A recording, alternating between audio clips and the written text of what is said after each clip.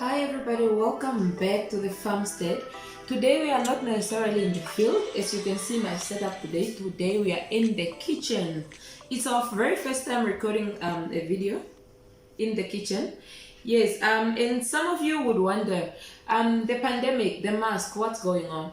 So at the stage where we are, Namibians are allowed to go around in public without a mask.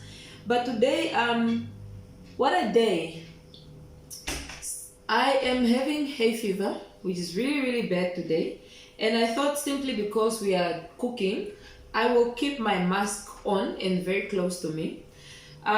Because I'm having some sneezing episodes and I really don't want to sneeze into my food. So this is just one of those. Yes, so today we are talking about Amaranthus spinach, or ekwakwa in Oshivambo.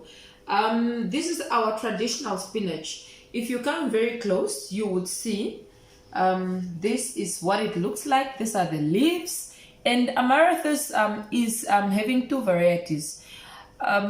Here in Namibia, we're having two varieties. One where the stem is quite purplish or reddish. That one is called the red variety. And one which is the green variety. So for example, if I give you these two very distinct branches, you would see the difference. One of the stems are green and then the other one has purplish features, but it's one and the same. So it grows wildly here. We don't have to cultivate it. It comes during the rain season, so it's in its prime. And today I'm going to show you Amaranthus preparation with a twist, because I'm going to add our Swiss chard or spinach. This is a recipe that I really love, because this one gives you the creamy and the texture, and then this one gets really soft and smooth. So them combined is very delicious. So these are some of our ingredients. Today we are using crushed garlic and ginger, tomato, an onion. We have cooking oil, and I'm realizing we have forgotten our salt. I don't even know where our salt is. Okay. So we are also going to add salt. The other things that you could add, you may add your peppers, especially if you love color. You may add red, green, and yellow and orange pepper. It gives it a very beautiful color, but these are the basic ones that we're using today. So I have gotten our salt. As Africans, people will look at this container and laugh, because this is a legendary container in a lot of African households. Over the years, generation to generation, you would buy one of these containers and then you would just be refilling. And you know, they say if it's too clean, the food doesn't taste that good. Once you wash it, then the food doesn't taste as good. So yeah, this is our salt. I actually say what a day to be recording this recipe, because Amaranthus is known to have very good health benefits. One of those being easing inflammations. And as somebody who's suffering from allergies, it relieves different allergies. And I'm hoping that once I have taken my plate, my allergy is gonna get better. So I would read for you some of the nutrients and some of the health benefits of Amaranthus, aka ekwakwa, or whatever you call it in your language. The nutrients is that it offers significant health benefits as part of a healthy diet. It's a source of vitamin C, which is vital for the body's healing process, because it helps process iron, form blood vessels, repair muscle tissues, and maintain collagen. You know, everybody wants collagen because we all want to look forever young. The other benefits is that it's naturally gluten-free. So if you are allergic to gluten, or if you are taking a gluten-free diet, this is for you. It's very high in protein. It's rich in antioxidants. And we all know that antioxidants helps us to fight free radicals, which damages cellular tissues and disrupts normal tissue activity or cellular activity. It also eases inflammation, like I have already said. It lowers cholesterol.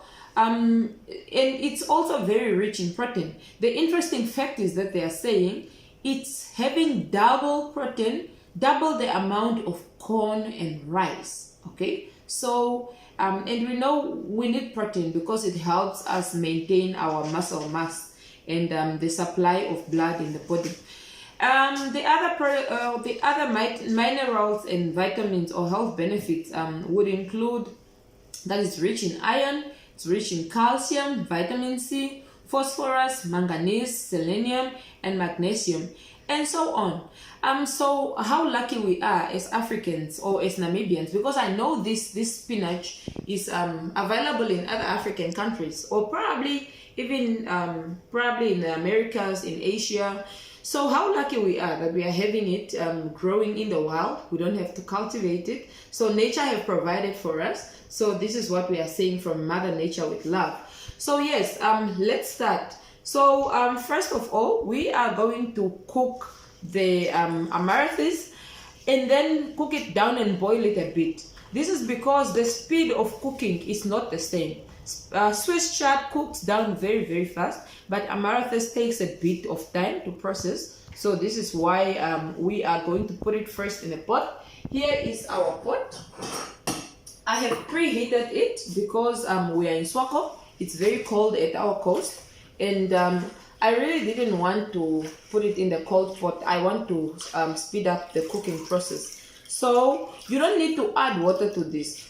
So because you take it in the wild, in the sandy soil, you come and then you add it to water and then you just wash it down, and then you take it, that little water that you are going to be left with, that is what is going to cook your amaranthus. You don't need to add any.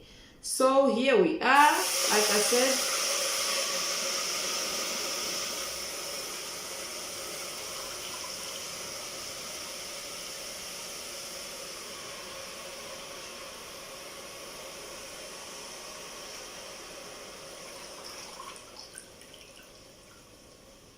So like I said, the pot was preheated to speed up the cooking process.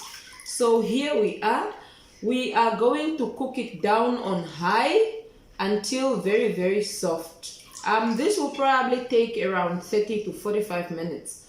Once it have cooked down, we are going then to add the Swiss chard, and then we are going to cook it further. And meanwhile it's cooking, I am going to put the Swiss chard in the water to wash it down. This one we put on the stove, put it on high, and then we cover it. In the meantime, we are going to add Swiss chard to the same water, just for as long as it's clean. If it's not clean, or if it's having a lot of sand on the bottom, then that means you have to replace your water. But this is clean enough. So we are just going to add it. Not only does it make it crispier, but it also cleans it down properly, and it adds bulks. So you really, really want this. You don't want to skip this process.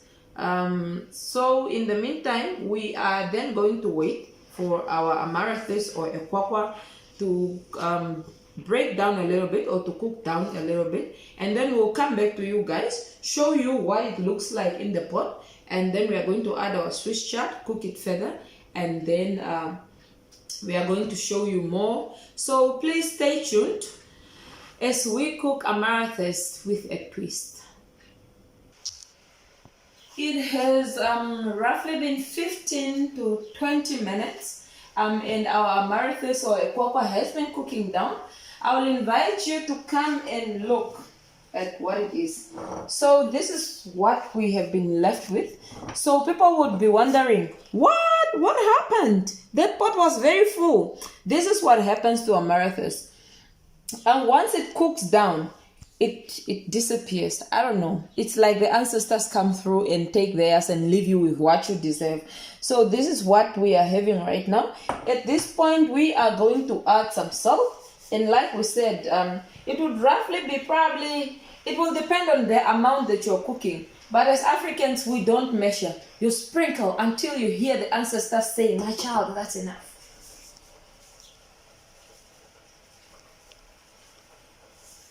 Okay, and now at this point, we are going to take our Swiss chard and we are going to add it to our cooking amaranthus. using exactly the same process. So you are going to drain a little bit and then you add the rest.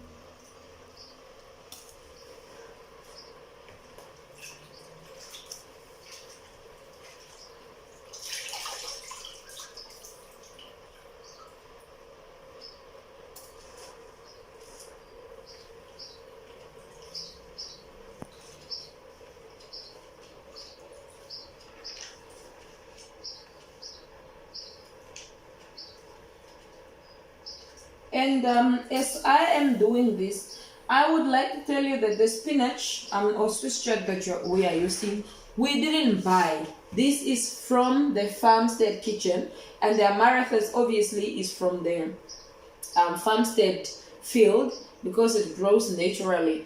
And as you can see, this is a free meal. Apart from the garlic, the onion, and the tomato that I'm using, we haven't had our first harvest yet.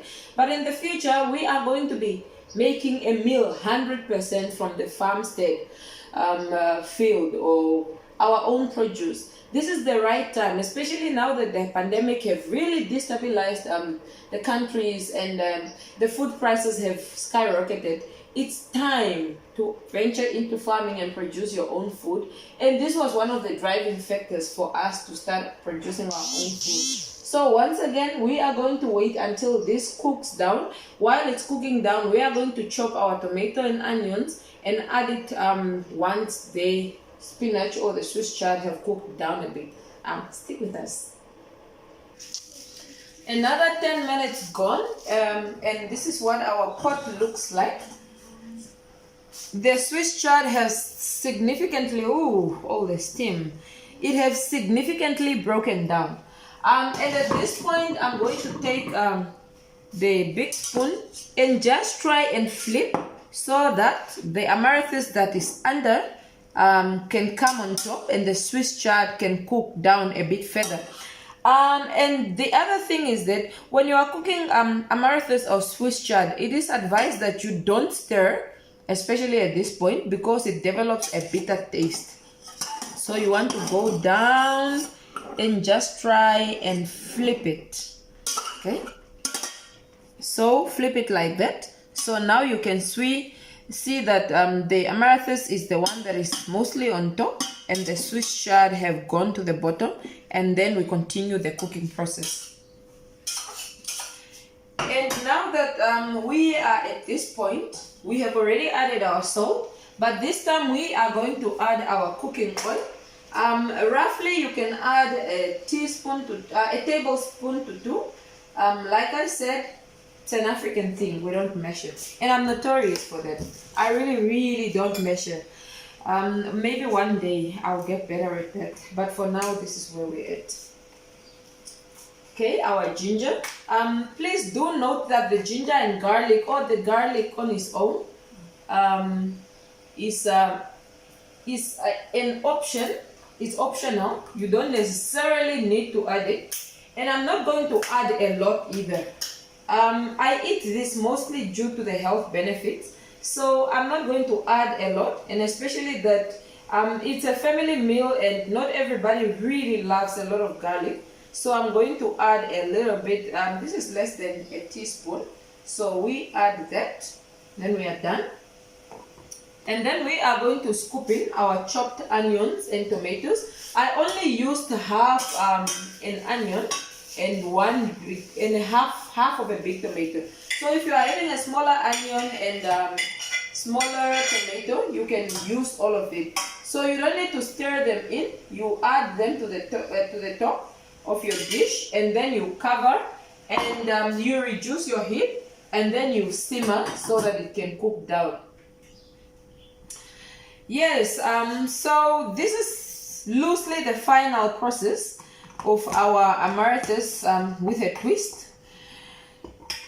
We are going then to cook it down and enjoy our meal. You may be asking, so what do you enjoy it with? So we believe that every meal should have some greens. If you're having chicken and rice, you may add it. If you're having your macaroni, you may add it. But traditionally, because this is a traditional meal, we add marula kernel oil or ojove, which I don't have here. I wish I had it. You also serve it with mahango porridge or maize porridge. So this is the Namibian or Ovambo version or Wambo version. I know that there are a lot of other versions or ingredients or other dishes, other ways how to cook it out there. And I'm very interested to see how do you cook it. Please tell me in the comments, what do you call it first of all? What do you call the Amaranthus? We call it ekwakwa. What do you call it in your language? How do you prepare it? I'm hearing some people cook it with peanut butter, which is very, very interesting. Maybe one day I'll try it. It's not our tradition. We don't cook it that way, but I'm very open-minded. I'm very open to learning. So please comment and tell me, what is the native name? Where do you get it? Do you cultivate it? Does it also grow in the wild? Do you have the pink or the purple version or variety, or you are having the green, or you are having both just like we do? And how do you cook it? What else do you add to it? So stick along until the final process of our dish before we start eating. It has been an additional 20 minutes and our dish is ready. So the smell is so beautiful, and you know, amaranthus have this distinct smell that you wouldn't mistaken it. The moment, those years when we were growing up in the village and you passed by the neighbor's house and they were eating amaranthus that day, then you definitely do know that they are eating amaranthus. And it's one of those smells when you just take it in and you can imagine yourself eating it with pap and marula kernel and ojove, and your mouth starts watering. And this is what is happening to me now. Let me bring myself closer. So this is what we are having, and we are going to dish up some and have a taste test.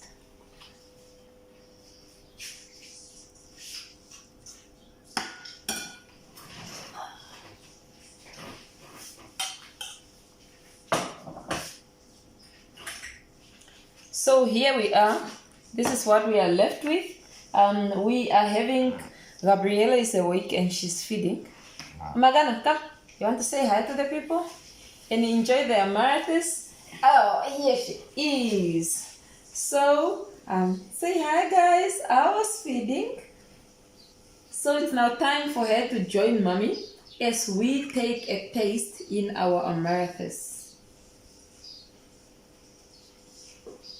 So take part of the tomato, part of the onion. You don't really smell the garlic, obviously, because of the distinct smell of the amaranthus. And you can see the mixture. The Swiss chard and the amaranthus have mixed really, really well. So you will see some of this are the fiber for the Swiss chard, because I love it. I didn't take it out. But that's the only thing that you make a distinct difference on. Otherwise, if you didn't have them in, you wouldn't be able to tell which is amaranthus and which is Swiss chard. Hey, mommy has to eat.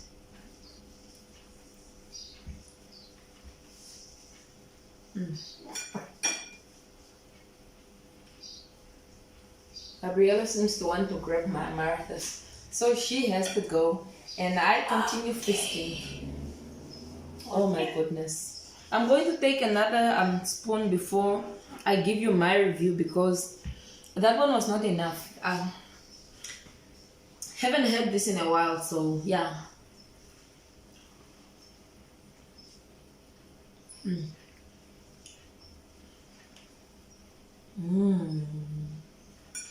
Last one, I promise. And then you'll have my review. It's so delicious. You don't really want to stop eating. And if only I had porridge here, this would be the best. But I wanted to take a taste test on its own, because then mahango will dilute everything. Really soft, really smooth, having its very own taste that I know. The garlic makes the taste a bit deterred, but it's really, really beautiful. the tomatoes and onions just add that extra richness in it that you have swallowed but still your mouth is watering. This is really, really good, and you can make this part of your dish every day. Like we said, traditionally we are serving it with porridge, mahangu porridge, but you can also have maize porridge. But you can add it, if you had a dish, you would push it to the side and make this either your porridge or your rice and some protein or some meat. And otherwise you can also have it like this on its own. But some of the other uses, because this is having some people are saying it's medicinal, so they are using it for rheumatoid arthritis, for if you can add it, apply it to the skin topically as an anti-inflammatory, but they are also using it maybe as powder.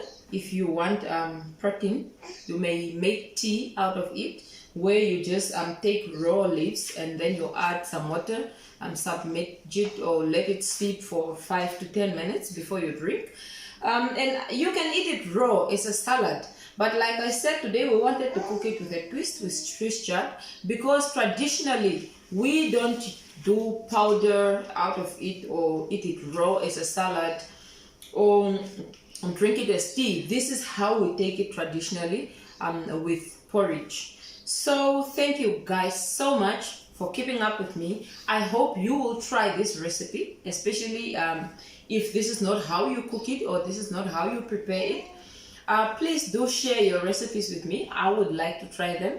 Otherwise, I would like to ask you to share the video, like it, ring the notification bell of our channel so that you are notified when we have videos. And most of all, we would like to have you as a family. We want to grow a bigger family, because the more the merrier. So otherwise, thank you so much for joining me today. Do subscribe as we bring to you more videos that you would love and that are informative. Other than that,